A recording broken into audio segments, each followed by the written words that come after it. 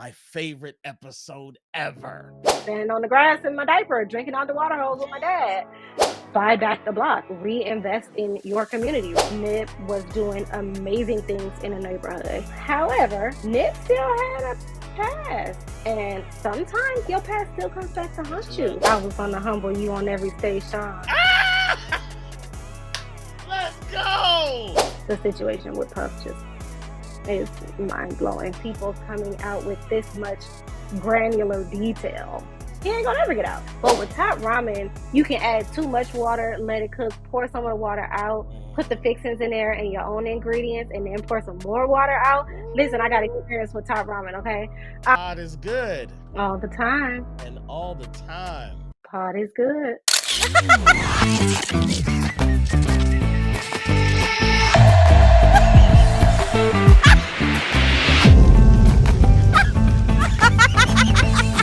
Ladies and gentlemen, welcome to the Pod is Good podcast. You are looking at my wife, the better half of me, Mrs. California. How you doing, babe?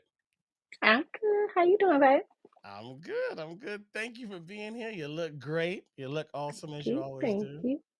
Thank you. Thanks for having me. Of course. You know, I've been excited about this. We've been talking about this.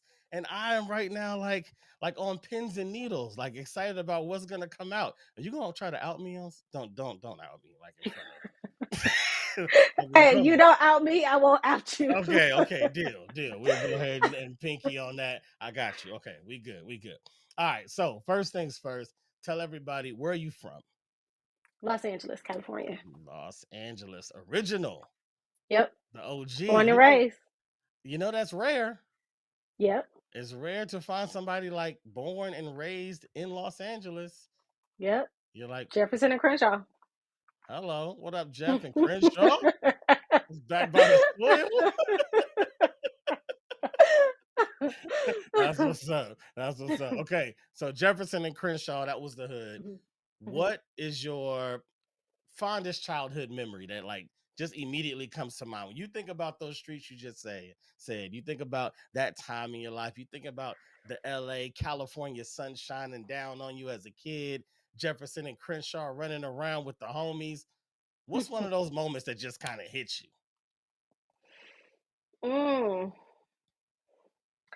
That's tough because I think there are standout moments from every era kind of my life. Like my twin cousins, Danny and Danielle, they're born a day before me and they used to live in walking distance to me. So summertime, spring break, I was hanging out with Danny and Danielle. But then, as a kid, I don't know if I remember it from memory or if I remember it from pictures, but I remember, standing on the grass in my diaper, drinking out the water hose with my dad.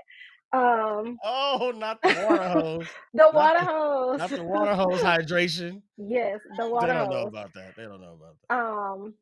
But then also, my kids coming up over there. So we have videos of Ezra in her walker walking down the street in front of the house. So I have a lot.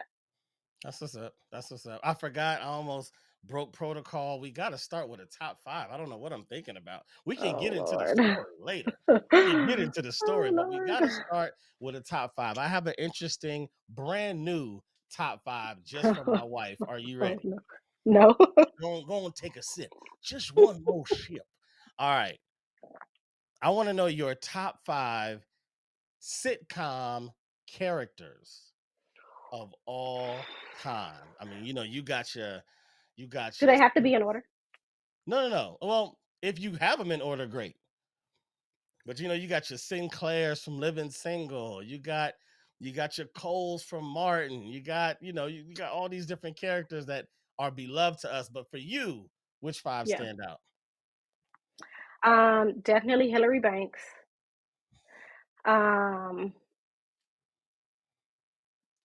Gina Waters.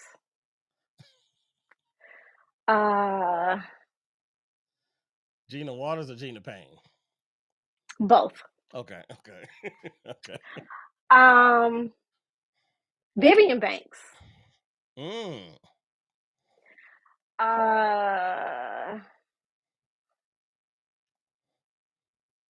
Issa Rae. Nice.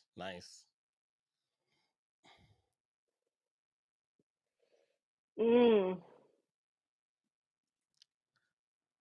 I feel like there's a lot of people competing for that fifth spot. That's when it gets tough. That last entry Uh, is always tough.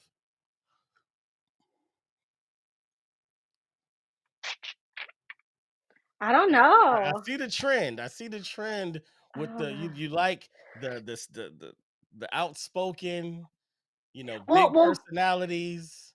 yes, yes, Yeah. and so I'm at war right now between Joan Clayton Mm, and girlfriends. Okay. Maya. I can't remember Maya's last name, but they were both very Well, nuanced. girlfriends. Yes. Yeah. Yeah. Um, so I think I'm gonna have to go with Joan. Okay. That's a Yeah. good list. Yeah. That's a solid list. Good job. Hey, hey. So, if out of all those that you just spoke of, your Hmm. top five in no particular order, Hmm. if you had to pick one of them to be you in your Hmm. life depiction, who do you Hmm. pick? Mm. I think I'm gonna go with Joan. Joan? Yeah, Joan. We are in the same career field, and I feel like Joan is just as empowered on one hand and awkward on the other hand as I am. So I feel like Joan represents sometimes, and then she acts a fool and completely embarrasses herself sometimes. So I feel like Joan would play me very Did you say girlfriends top five shows of all time? well. 100%. Yeah. Yeah, Yeah. There hasn't and people been didn't. go Oh, ahead. go ahead. No, you go. People didn't really realize it though at the time. Yeah. I don't think as many people had access to it then as they do now.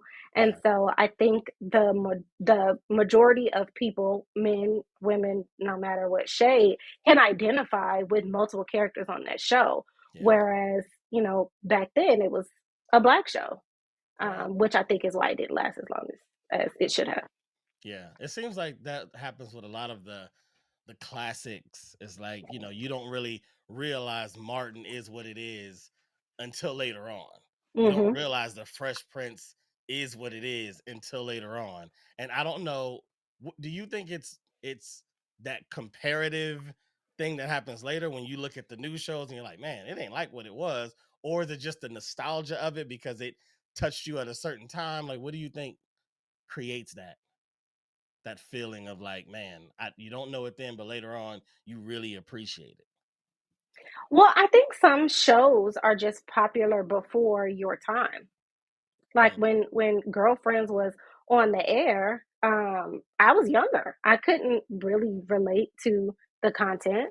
yeah, And now that I'm older with my husband and kids and a career, I can identify with a lot of the stuff that each one of those women went through. I can see William and some of the men that I know. yeah, So uh, when you experience things as an adult and you are living in the same time frame as the characters in the show, I think it feels a little bit different to you.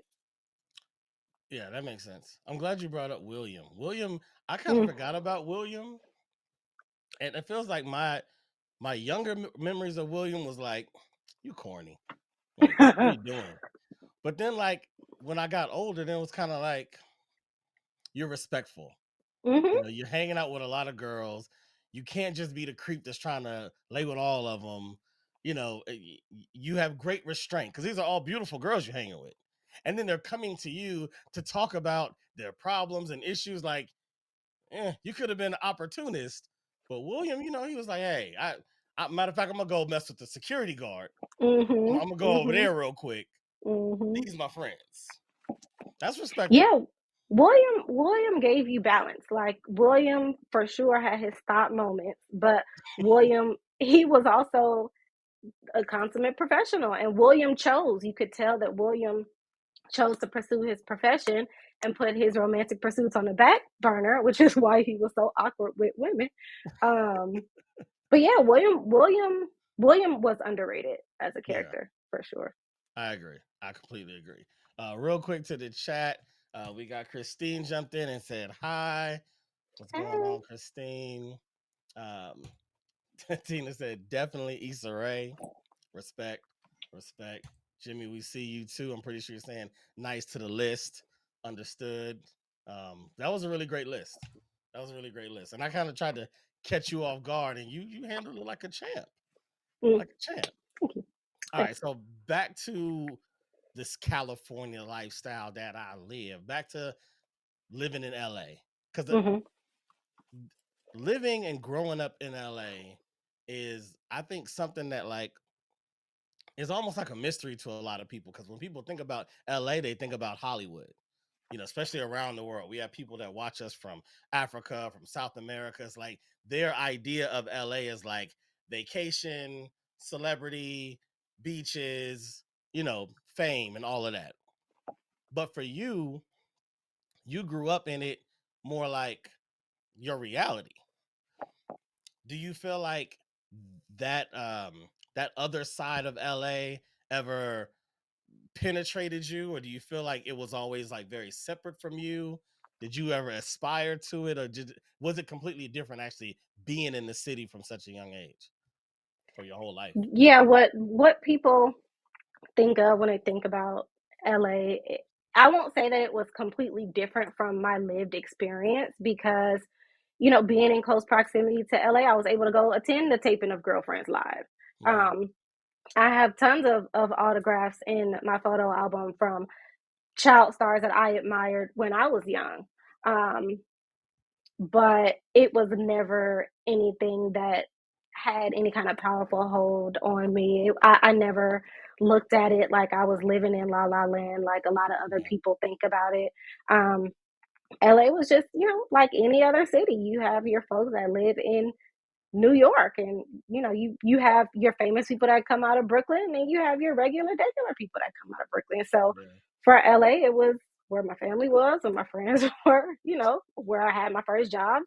Yeah. Um, but LA was just LA to me. And speaking of LA being like every other city, it feels like the gentrification that's been going on in LA over the Mm, past 5, 10 years is heavy. hmm. So does your old block look like it did when you used to hopscotch and jump rope on it? No, No. um, it is a lot different. It is still a mixture of the folks who used to be there and the new folks, so it hasn't completely been taken over yet. Um,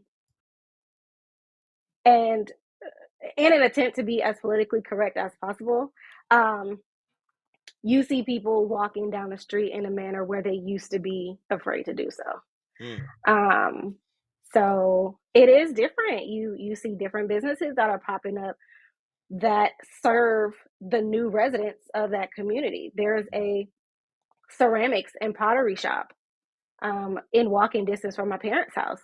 Yeah. We didn't know nothing about ceramics and pottery. They didn't put it there for us. Right. So, in 5 minutes, it's going to be a Starbucks on the corner, I'm sure. So Yeah. there are new businesses that are popping up to serve the new residents of the community. And then you have your existing businesses that unfortunately will soon get pushed out. You have residents that are now unable to afford the homes that they used to live in because rent is increasing. Um, and so it's bittersweet because I like the development. I like the way that the appearance of a lot of these homes and apartment buildings are improving. Yeah. Um, but then with that improvement, we can't afford to live there anymore. Yeah. It is a very nuanced conversation. I know we've kind of had our discussions about it, and I would like to hear um, Jimmy in the chat said folks are walking around, walking dogs and pushing strollers. Definitely a lot more. That's very true. And at night, you That's didn't true. see if you didn't look like us, you did not see us out walking around after dark. Yeah. But now folks are out walking dogs and just having conversations and almost being completely oblivious to what's going on the other side of the block. Right. And so with that, I mean, you've experienced both sides, right? Hmm. And I'm pretty sure there's good and bad on both sides. So as a kid, you probably didn't notice it as much because you were younger, but you have all the spots that you know. You have the local restaurants. You have the local barbershops and the beauty supply stores. You know, you got places that your family frequents, that your friends go to, that feel like this is our neighborhood.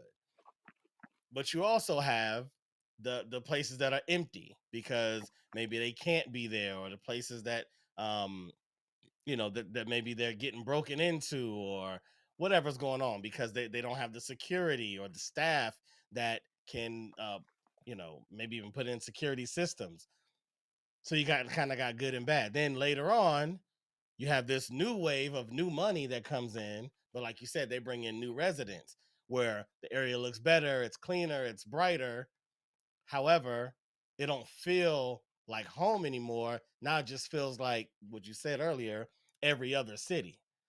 So if you had to choose, if you were over city planning and you had to either say, nope, let's keep it what it is, let it be, or let's bring in some new influx of money and business and all of that and let it go where it takes us, which direction would you go?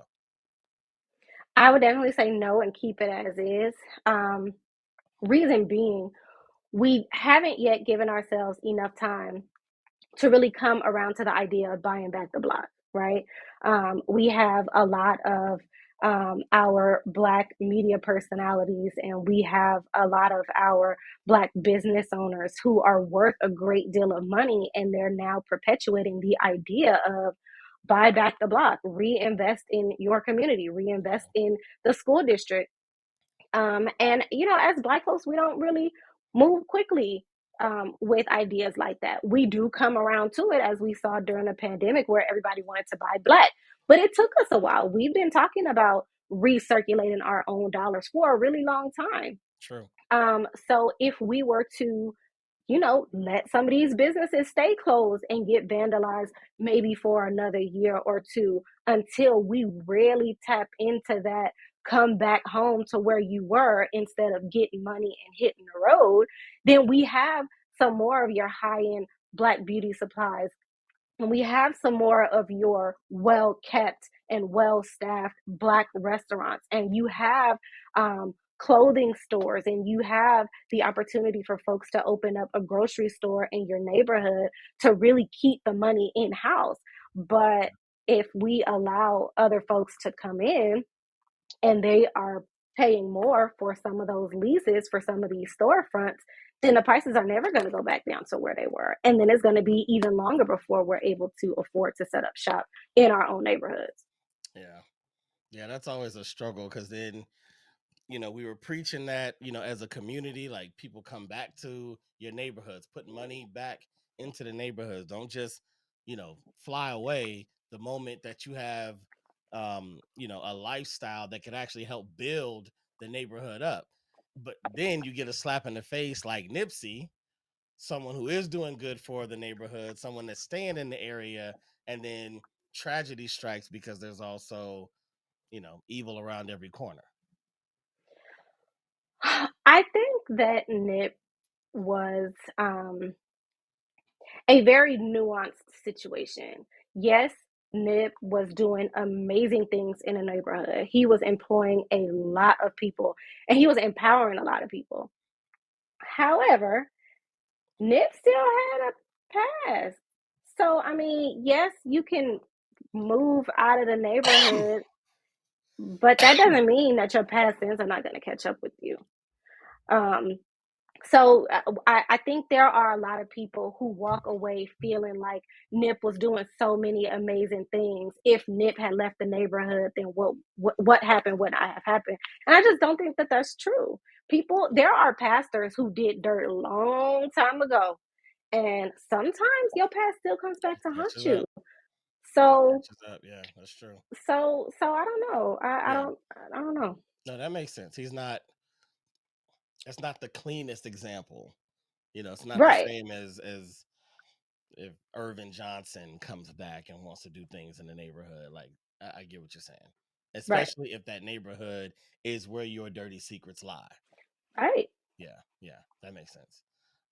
In the And chat. Oh, sorry, go ahead. And to add to that, we forget though that you Nip was not in a position to walk around without security. Like, yes, this is the storefront that you own, but you are still Nip, and you still have the past and the reputation that you have. So you are not in a position anymore to just walk around the way that you used to. So we have to make smarter decisions too once we are in more of a position of influence. Yeah, yeah, yeah. That makes sense. Um, Jimmy Valentine says in the chat, a different challenge is that the resources are not as readily accessible, sorry, available and accessible to people of color in their own communities. Instead, folks obtain those resources and jump into neighborhoods. I agree with Unfortunately, that. very true. Unfortunately, I very agree true. with that. But we've kind of dealt with that in our own way because you always have the X factor of children. Mm-hmm.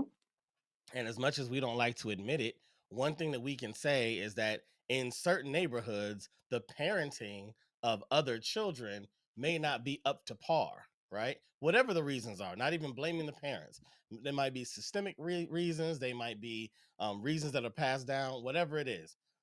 But we do know that it is a truth. And so when you're now trying to make a better lifestyle for your family and thinking about the safety of your children and thinking about the influences on your children, then you're starting to look at school ratings and you know academic programs and things of that nature that unfortunately start to pull you out of your very neighborhood. And so I would love for Jimmy to kind of speak to, if he has an idea that we could talk about, of how to help that dynamic, because I think he's right with the resources aren't available, so then you got to go outside to get the resources, but then once you're there, you're not really going backwards. You know what I mean? But I think that that goes back to what we were speaking about before with not leaving your neighborhood once you're doing a lot better financially. I think we are at a time in 2024 where those of us from underrepresented communities are doing better financially than we ever have. So imagine if all of those six-figure earners still lived in the communities where they grew up. Now you can pool some of your resources to help others open businesses. You can put money into your schools. But I think, too, to your point about discipline of other children, we also got away from the way that our parents grew up with a village raising all of the kids. So nowadays, you can't say anything to anybody else's children. You see somebody Right. else's kid acting up in front of your house, you can't say nothing, because then if you do, then the parents don't speak to you anymore. Right, So right, right, right. um if we went back to the way that things used to be, where we felt more like a community and we collaborated a lot more and a lot better, I think a lot of those problems would be solved. Yeah. Yeah, it's tough because we speak about it from the position that we occupy in the neighborhood, but you know let me put myself in, trying to think of someone who made it out of a neighborhood and moved out somewhere else. Let's say Snoop, Hmm. right? Let's say Uncle Snoop decides, I'm not moving out of East Long Beach, I'm just gonna stay here. I got money now, I'm gonna just stay here. But because he grew up broke, he still might want the Maybach. Hmm. He still might want a Porsche as well. He might even want that new Cybertruck. He kind of wants some stuff to play around. I kind of want a basketball court in the back. The houses around here, they don't have enough land.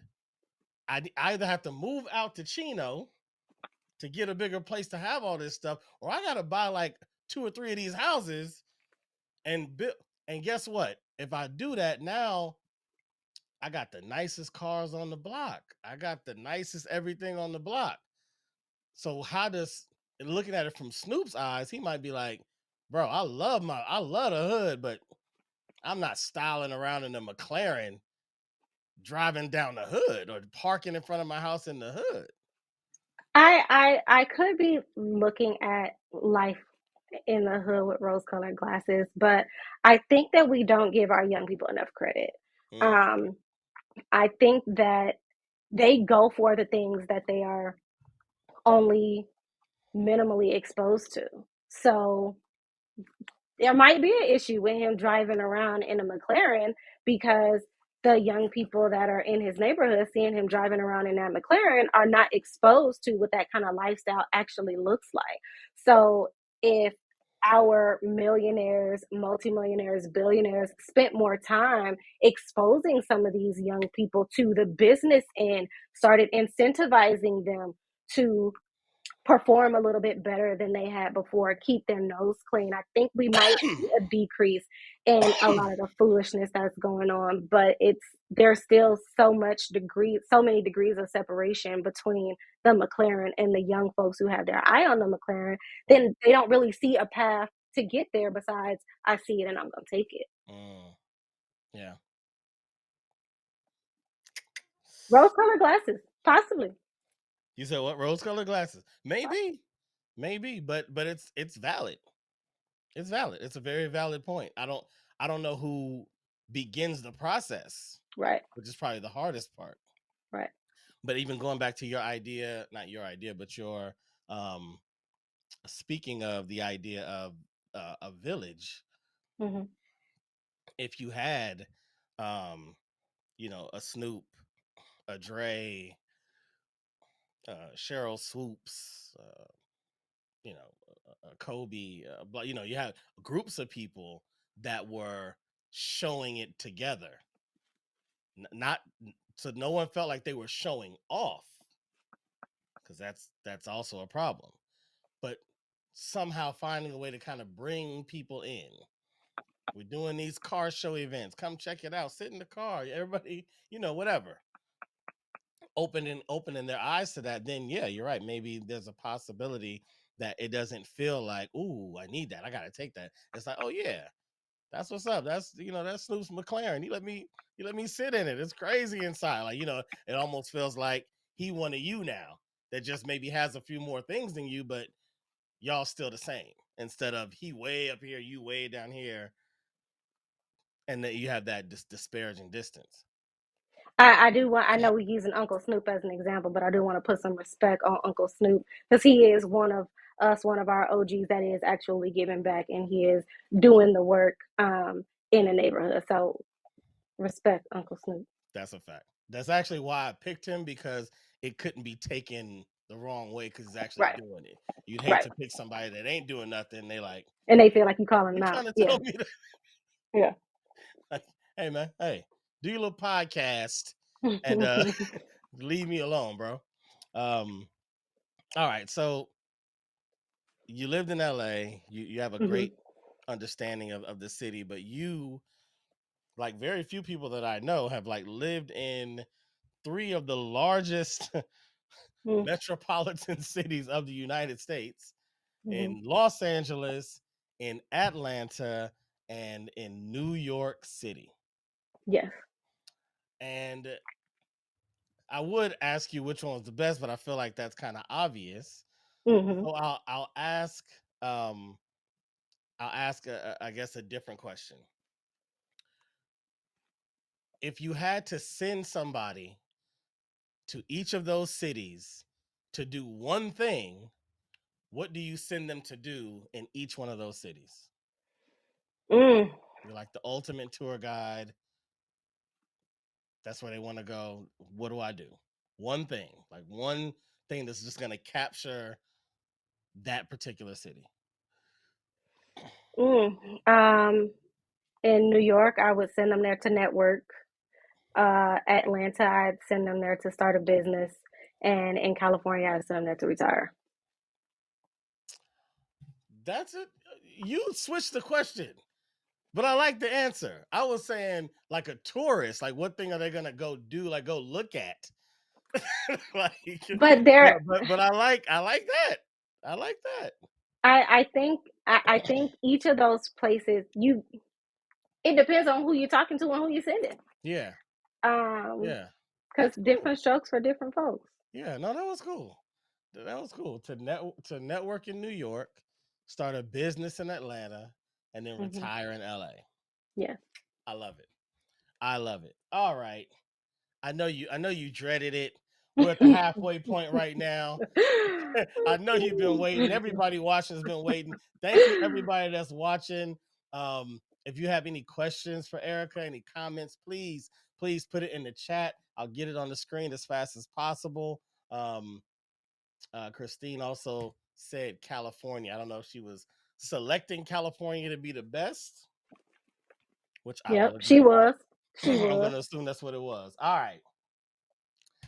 We will now play the game that Erica's been waiting on called Hip Hop Parade. Ho, hey, yeah. This is the lyric quiz game. I will put some popular lyrics on the screen. Your job is to finish the line or lines that you remember as best as possible. There are 3 songs that we will reference, all by 3 different classic artists. I trust that you will do well. Are you ready? You want another shit? No. You want to go and No. take one more? All right, here we go. The first one. We're gonna start easy, okay? We're gonna relax. We're gonna relax. Everybody in the chat, if you know it, put it in the chat. Put it in the chat. I want a girl with extensions in her hair, bamboo earrings, at least 2 pair. A Fendi bag and a bad attitude. That's all I need to get me in a good mood. Hey.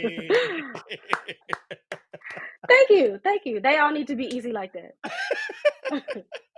Nice work. Nice work. That's one. One down. One down. You batting 1,000 already. All Mm-hmm. right, we're going to song number 2. It's funny how money changes the situation. Miscommunication lead to complication. My imagination don't show equation. I was on the humble, you on every station. Ah! Let's go. Okay, I got it right. Okay. I was like, was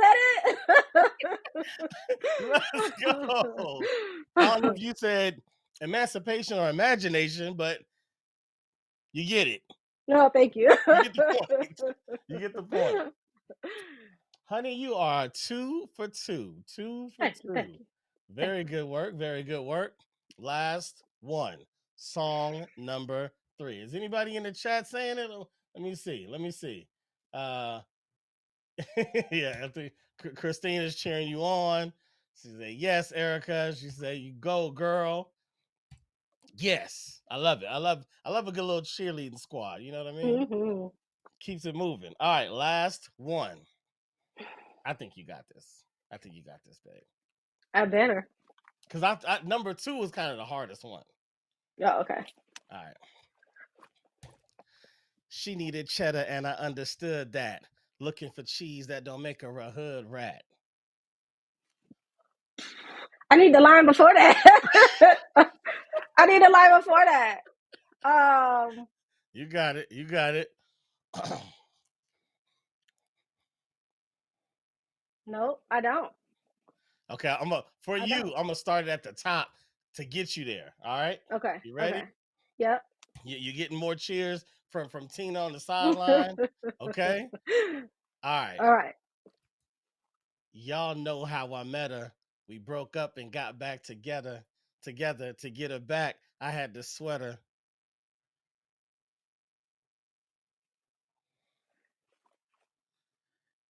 Nope.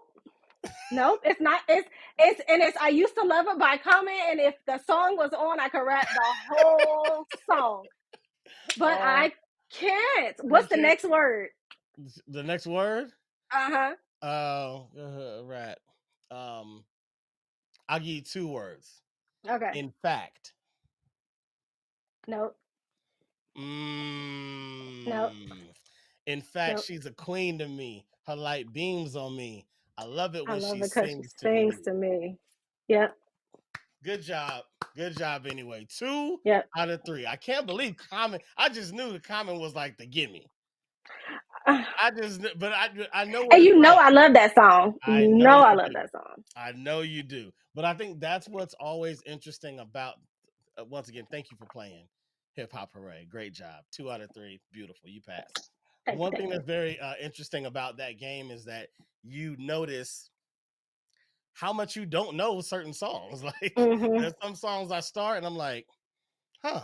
And it's just like you, it's like, if it was on, I feel like I know all of it. And it's like, well, maybe I don't. Mm-hmm. Maybe I'm Mm-hmm. just hearing them and kind of following Mm-hmm. more than I just know it. Yeah, But yeah. that's fun. That's fun. All right. In the comments, Stefan said you got this. He believed in you and you did great.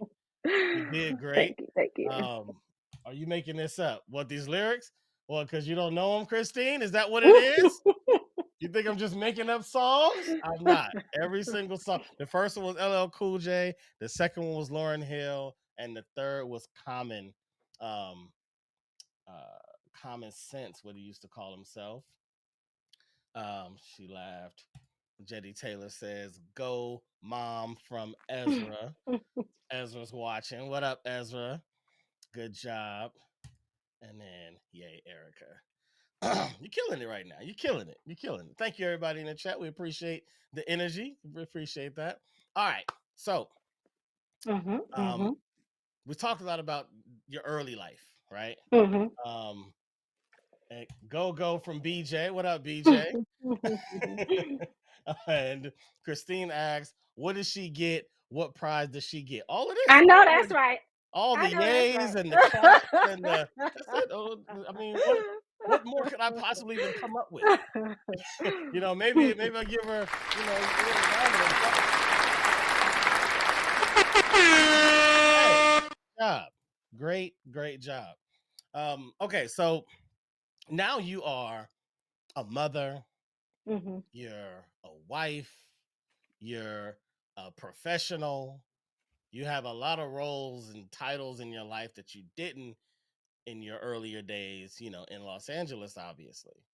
Um, how has life been for you, over the past few years? I know there's a lot of adjustments with COVID and the world changed itself. Like, what changes do you feel like, have influenced you and been big in your life recently? Ooh, that's a big one. That's a big one. That's a big one. Um, in the last few years, Yeah. Yeah, you can put your uh, number on. You can go since COVID, you can go since being a mom, you can go since being mm, a wife, you can kind of pick your starting point. yeah. Well, I think being a mom, not I think, I know, being a mom completely changes your life trajectory, right?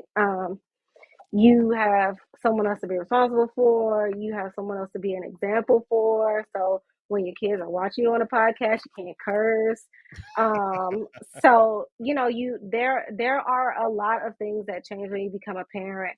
Um, and then, there are a lot of things that change when you become a wife too. There are a lot of things that you have to do for people, and in doing for people, it makes you realize how much you also have to do for yourself. um, we hear a lot of people talk about how if you don't take care of yourself, you can't take care of anybody else.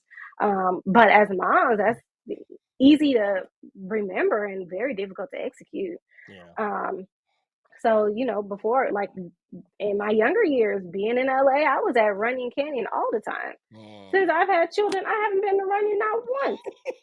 So, It's still there, you by have. the way, just so you know, it's still there. Oh, I'm sure. They ain't taking it I'm out. sure, and getting better every day. um, so there are a lot of things you have to find a way to make time for. You have to make time for your spouse when you're a parent. And those two worlds are constantly competing for each other's space. Right. Um, and then, being a professional, you want to continue to pursue, you want to continue to climb, you want to continue to learn, but then you also have to find balance in your parenting and your spousing. Um, so adding layers definitely changes life, but it makes it more fun too. You have people to share things with. You have little kids to experience adventure with in a completely different way. I experienced camping and being outdoors differently as a parent than I did when I was the child and my parents were taking me camping and jet skiing and everything else. So it gives you a different perspective, um, but it also reminds you to enjoy the seat that you're sitting in. Yeah. Okay. So you're talking to, oh, sorry, in the chat, Jetty put up I love you, mom. I'm gonna assume this is from one of the kids. Probably Eden, since she's the only one Hmm. we haven't heard from. So what up, Eden? Um so let's say you can let's say it's back to the future. You get to jump in the time machine and go back several years, around 10, with right before you're a mother, and you get to impart your 10 years of wisdom in being a mother onto that girl.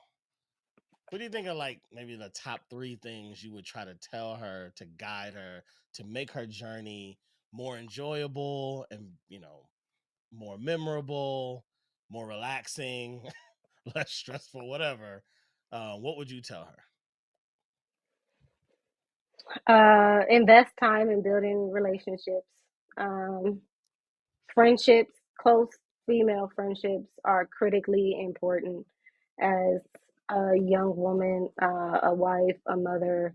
Yeah. So definitely getting some gal pals, um, practicing mindfulness and awareness so that you are always able to still be in the moment. um, when you're not really aware, there are a lot of little things that you miss or a lot of big moments that you forget. Mm, So definitely being in the moment, and then making time to have fun and play.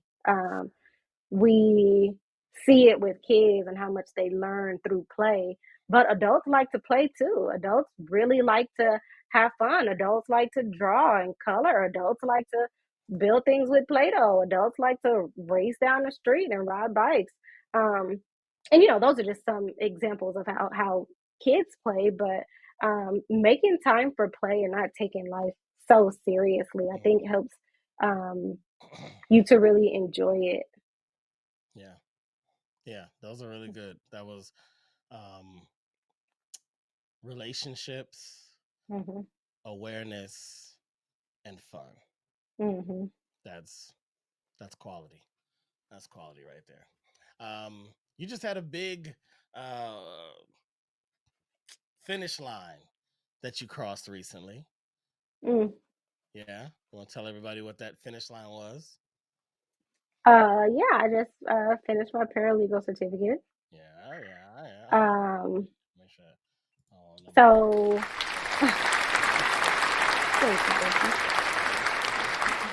Yeah. Yeah, I finished my paralegal certificate just about a year after graduated with my bachelor's. Um, so yeah, I went back to school as a old lady wife and mom. Old lady. Went back to school, which is commendable. Thank you. Very, very difficult to do for someone who gets out of school, even if they didn't have kids or a husband. It's difficult to get the energy back up to go back into school life. So to do it with a husband and three children, absolutely incredible. Thank you. Sticking through it and finishing, tops, right? Thank you. Thank you. Thank you. You're welcome. So um, I know we talk about, one of our passions is like true crime, Mm. documentaries and watching court cases. And that's, I feel like I see that parallel in you, like, your educational interests and then even your enjoyment interests line up into that space. So I wanted you to talk a little bit about maybe a case that's going on right now that you're interested in, or um, anything that you've heard in the judicial system or criminal justice system recently that you'd like to talk about. Just any points of reference. Well, the two Sorry, big real ones quick. that. Jetty Taylor in the chat says, clap, clap, clap, clap, clap. And Val's girl says, kudos. Thank y'all. Yes, Thank yes, y'all. you deserve that. You deserve that. One more shit. Um, Leave me alone. um, yeah, the two big ones obviously that come to mind obviously are the situation that's going on with Puff right now and the Mm, young I guess maybe a little less common is the Young Thug Rico case. yeah, Um yeah, so big the case. the the Rico case is a big one just because of the precedent that it's going to set with rap lyrics. Mm. Um and then the situation with Puff just is mind blowing. Though I guess it shouldn't be because we just did this True, with true, a few different people. So true. So let's talk about the Rico case first a little bit. The YSL case. So first off, for anybody listening that doesn't know, um, can you in simplicity break down what a Rico case would be? Because I'm pretty sure people hear it, they kind of understand that it might deal with weapons or criminal, like, but they don't maybe don't really understand. So from the graduate, we did what not is a talk Rico about this case? in paralegal school. um, a RICO case is typically brought against an organization that is accused of committing crimes in furtherance of that particular organization.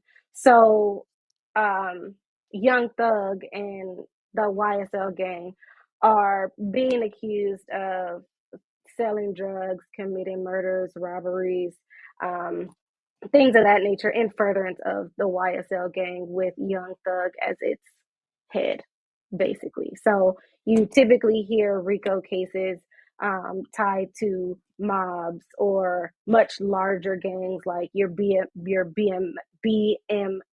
your Black Mhm. Mafia family.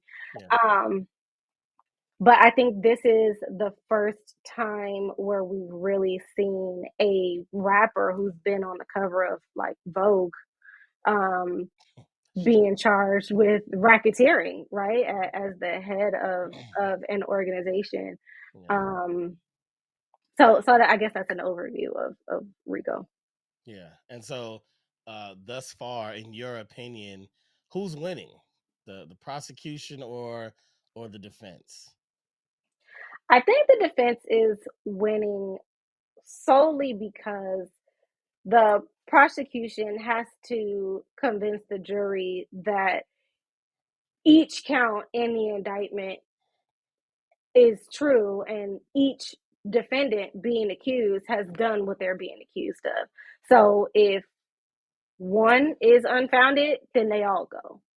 So I think that's a really, really hefty burden for any prosecution, especially for this particular group of defendants. So they have to make sure that every single person, Right. wow. It's all or nothing. Yeah, that does make it big. Yeah. Now I heard them throw out that there might be potential um RICO charges with the Diddy situation. Hmm. Um, do you think that could stick? I don't know because I don't know enough about what law enforcement actually knows. We know what TMZ says, we know what law and crime says. While I have read some of the complaints that have come out against Diddy, we don't really have all of the information. So that's difficult to say. Yeah. I if we believe what is being alleged that he is moving drugs from one place to another and moving people from one place to another and forcing people to do certain things, they still have to prove that it's in furtherance of any particular organization, Right. because Rico is organized crime. So if it's just Diddy all by his lonesome, Yeah. then I doubt it. Yeah, I heard that. I heard that that was part of the reason that they were part of the reason that they were seeking the RICO against them was because if they don't go in that direction, then the statute of limitations might apply to a lot of the complaints, and they may not be able to pursue them. But with the RICO, then statute of limitations is like out the window. but then you add the whole, you know, organization that has to be in furtherance of, and I guess that makes it tough there as well. I think that uh, a lot of prosecutors get caught up in trying to make a really big case. Whereas, you know, the Lil Rod complaint that just came out, if all of those allegations are true, that's enough to put Diddy away for a really long time. So Right. instead of trying to make this huge RICO case with Right. charges that may or may not stick, why don't you just prove the allegations in the most recent complaint? You know, you're not up against the statute of limitations, and then Yeah. you don't have a problem. Yeah. Because I mean, if you get him on the gun charges, if you get him on all the drug charges, if you get him on the sexual assault charges, you get him on the sex trafficking charges, he Yeah. ain't gonna ever get out. Right. He's 50, Now he's you know, innocent till proven guilty, right? right? But your gut, what does your gut say? And you know, we talk about this a lot with celebrity and rumors, and you know, there's no smoke without fire. However, we do know that there are money grabs, there are power plays, there are people that are just upset and want to take people down because they didn't get what they, I mean, there's jealousy, there's all kinds of things that are real, you know what I mean, that happen right here in your birth city. So what does your gut tell you about the Diddy situation? There's something really stinky going on. Mm, Um, whether I believe every single allegation, I don't really have enough information to say. But as far as do I think that there is something unsavory going on? Yes. yeah, Um, and I say that with almost full confidence just because we know what the industry is like. We yeah, know how easy it is to wield power over folks when you have a ton of money and a ton of influence. right, And I mean, it's kind of hard to see a lot of people coming out with this much granular detail about certain things that have gone on, and right, people who are uninvolved, right, people who don't have any skin in the game, yeah, um, to come out and say, "Oh, my relative was treated in this particular manner," or for Cassie to reveal the details that she did in yeah, her complaint, which was ultimately settled. I mean, fast. it's kind of it's hard for you to make that kind of stuff up and still walk away with a ungodly amount of money. It is disappointing, and I mean, I don't know, I don't really pay attention to, you know, everybody else's culture all the time, but in our culture, Mm, we've seen some big legends um fall, yep, you know, take huge falls from grace, yep. from our R. Kellys to our Bill Cosby's to our Russell Simmons to our allegedly Diddy's. I mean, it's just like yikes. Yeah, Yikes. we don't deal with our trauma. We get famous and we throw money at it.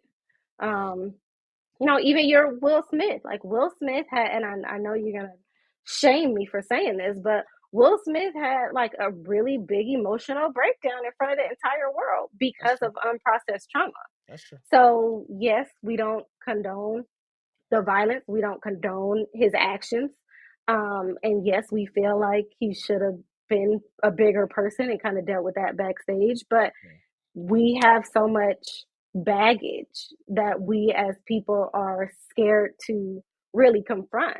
yeah, And so we walk around still with a chip on our shoulder. We try to bury it with money and women or men and drugs and all kinds of other things, and then it ends up being the destroyer of yeah, us. There are a lot of folks who get famous because of that chip that's on their shoulder. They are seeking some real validation and they use that to really propel them into the limelight. yeah. Um, and then it still just ekes out after a while. And so, what are your thoughts on how to deal with that trauma? Because I know oftentimes that trauma is deep. You know what I mean? Hmm. Sometimes it's so deep they don't even know it. You know, they may not even realize that they're going to be triggered. You know, later on at an award show, it just happens. And so, you know, how. how do we deal with that kind of trauma that's, deep like that? Um, I mean, I don't want to be another one of those people that's just throwing around the therapy buzzword right now because it is super popular and everybody's talking about mental health and it is extremely important. I'm not downplaying it at all. I go to therapy myself, but I think we need to find ways of being honest with ourselves. Yeah. I don't think that anyone who has undealt with trauma doesn't know that they have unprocessed trauma. I don't. You live with yourself all the time. Eventually, you are going to realize this thing keeps bothering me, and I keep Right. acting a fool every time it does. Um, so I think everyone has a way of coping. Journaling is great for people. Taking walks and kind of just talking to yourself to get some of your thoughts from out of your head, out of your mouth. Right. um, if you don't want to talk to a therapist, talk to a friend. um, I think there are a lot of ways for people to actually identify, even if it's just writing down on a piece of paper, um, this is what I think is going on Mm. with me. I'm not suggesting that anybody take that and then go consult Dr. Google and diagnose themselves, but being able to actually document and be aware of the things that are going on with you, then you might start to notice some patterns, and then you can take that and start to process it. Um, but I mean, there are a lot of really good therapists out there. Yeah, that's a fact. There's actually an online sponsor that if they sponsored me, I'd say their name right now, but you Mm, gotta call me. I'm not mm, saying it. mm. You gotta talk to me first. Um, I missed in the chat, Jetty Taylor. That's my mom, in case y'all don't know. Says, "I love you, mom. You are awesome." And Dad, how do I get onto the podcast?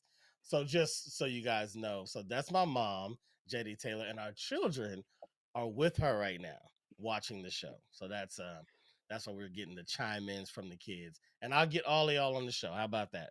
We'll have an episode with all the kids. I'll have questions for you. We'll have fun. We'll get that done soon. Um, applause is probably from you getting your certificate, Cuba Gooding Jr.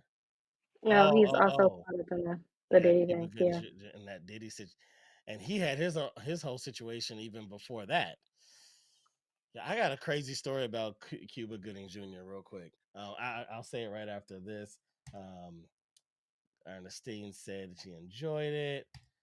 Christine said you have to get help. Most of the time, we can't solve our issues on our own. I agree, Yeah. Erica. Very, very Yeah. true. Very true. Jimmy says very thoughtful and expansive discussion, but was driving, so could not comment as much. But great just to listen to the two of you. Kudos, appreciate it. That's how to work out. All right, thank y'all, thank y'all. So my one of my favorite cousins, Sherrard, was out here earlier when I first moved to LA, and like he used to come out here, spend vacations, birthdays, come to party, hang out. It was great, and every time he came, he wanted to do some LA stuff, do some touristy things and maybe some things he didn't know about. Of course, we got to go to Roscoe's and things like that. But then he wants to also know about, the other burger spots and the other this and that maybe he didn't know about, like really take in Los Angeles. However, there are many, many people on this planet that indulge in uh, lighting a certain plant on fire that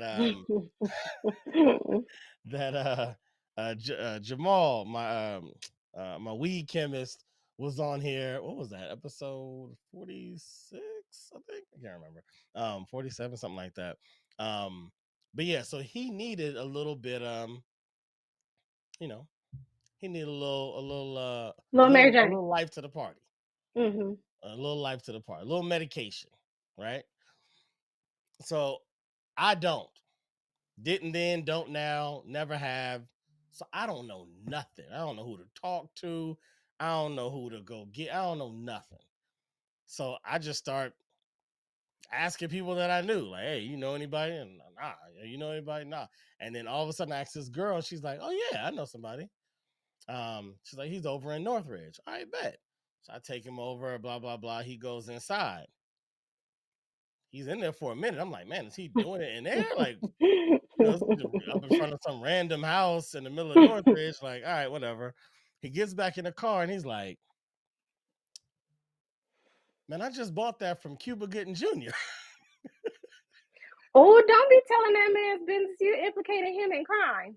Hey, not a crime anymore. Statute of limitations was a very long time ago, and he got enough stuff to deal with. They wouldn't even care about this little petty stuff. I was like, what? Cute. And you know, I'm early in LA, so I'm still like, stars are still stars to me. Right? Like I'm younger, stars aren't stars anymore. Like so many have fallen. Now I'm like, I don't know, there's a question mark behind every celebrity to me now. But back then, stars were stars. So I'm like, whoa. But I know him from Nickelodeon. Yeah. You know, I know him from kid shows.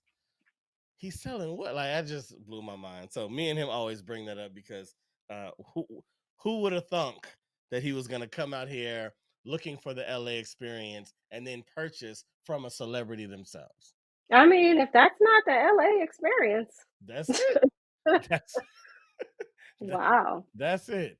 All right, we are wrapped for time, but I would like to ask a question. Top ramen or cup Mm-hmm. of noodles? Ooh, top ramen. Top ramen over a cup of noodles. Tell me why. Yeah. Because cup of noodles, you have to add the amount of water that they say add for it to Mm, be made correctly. But with mm, top ramen, you can add too much water, let it cook, pour some of the water out, put the mm. fixings in there and your own ingredients, and then pour some more water out. Listen, I got Ooh. experience with top ramen, okay? Um, so yeah, top ramen you can kind of make it do what you want it to do, whereas cup of noodles is like same old standard. There it is, ladies and gentlemen. There it is. Top ramen over a cup of noodles. My love, my beautiful, my queen. Thank you so much for joining me on the show. This was Thanks for great. having me, babe. You were awesome. You did a Thank you. fabulous job. Thank 2 out of 3 in hip hop hooray. And I know any other time you'd have knocked out that third one. So, you know, it is what it is. It is what it is. But as we get out of here, let me go to the chat one more time. Tina says, great show. Appreciate you, Tina. Thanks for watching. Thanks for all the energy. Christine says, congratulations. Love your show. Thank you all the hearts, all the love. We appreciate it. Please, if you enjoyed it, subscribe to the channel, please. Thank you for all the comments. Share the broadcast. I think that Erica brought some very, very great information today, whether it be the knowledge that she would impart on a new mom, or the conversation about our communities, or even the breakdown about RICO cases. Like we kind of went in a few different directions, which we always do. Always have great conversations with you. So as we sign out, pod is good. all the time. And all the time. Pod is good. All right, babe. Thank you so much. Love you. Love you, babe. Bye. See you next time. All right, y'all. That's it. That's my girl. That's my lady. Back off. Back off. Um, sorry, real quick in the chat. JD Taylor says another great show. And Steph says, I didn't miss that cowboy mug. Glad you didn't. I'm glad you didn't. This is probably the only thing winning with the Cowboys this next year anyway, because we looking awful. Don't get me started. Thank y'all. I appreciate you. This has been episode 66. So we still trucking, moving along. Again, if you enjoyed it, please subscribe, like it, share it, whatever. Whatever. Anything helps the channel grow. Anything helps us move forward and build this pot is good situation. Thank you, Tina. Appreciate you. Thank you, Val's girl. Appreciate you. Love y'all as well. And with that being said, I'm Cashmere, California, and I am out of here. Peace out.